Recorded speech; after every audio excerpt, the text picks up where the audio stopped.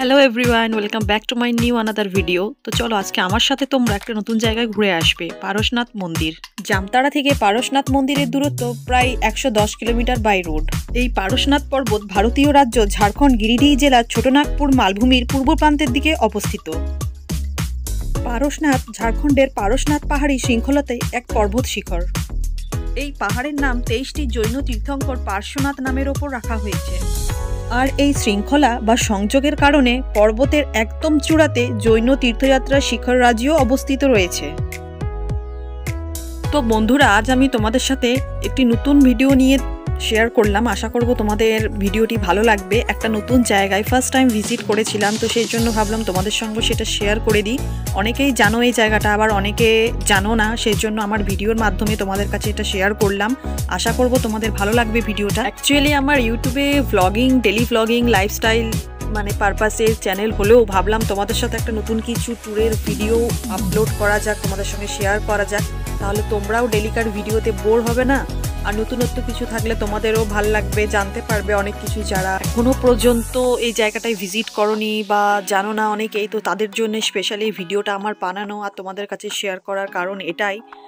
আর এখানে একটা সব থেকে ভালো জিনিস যেটা, এখানে তো এক তো হচ্ছে পুজোর জায়গা অবশ্যই, তো এখানে পুজোর সাথে সাথে কিন্তু তোমরা অনেক বাইরের সিনও দেখতে পারবে, প্রাকৃতিক সৌন্দর্য উপভোগ করতে পারবে। ফার্স্ট অফ অল এখানে সবাই আসে নিশ্চয়ই পুজো করার জন্যই পারশনাথ মন্দিরে।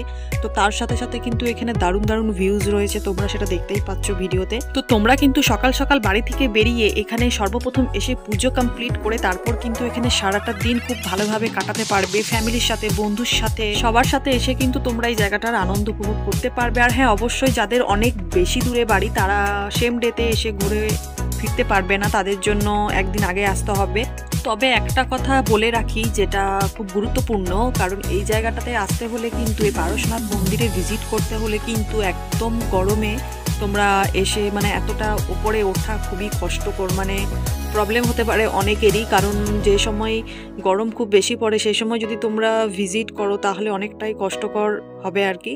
আর এখানে স্পেশালি আমি বলবো যে এখানে যদি তোমরা ভিজিট করতে চাও নিশ্চয়ই ঠান্ডার সময় বা ঠান্ডা পড়েছে বা ঠান্ডাটা যাবে সেই সময়টাই ভিজিট করলে বেশি ভালো হয়, আর সুস্থভাবে ঘুরে ফিরতেও পারবে, কারণ অনেকটাই রাস্তা। আর অবশ্যই এটা নিজের মনের শক্তি বা নিজের শারীরিক ক্ষমতা হিসাবেই সবাই যাবে আসবে, সেটা হচ্ছে আসল ব্যাপার।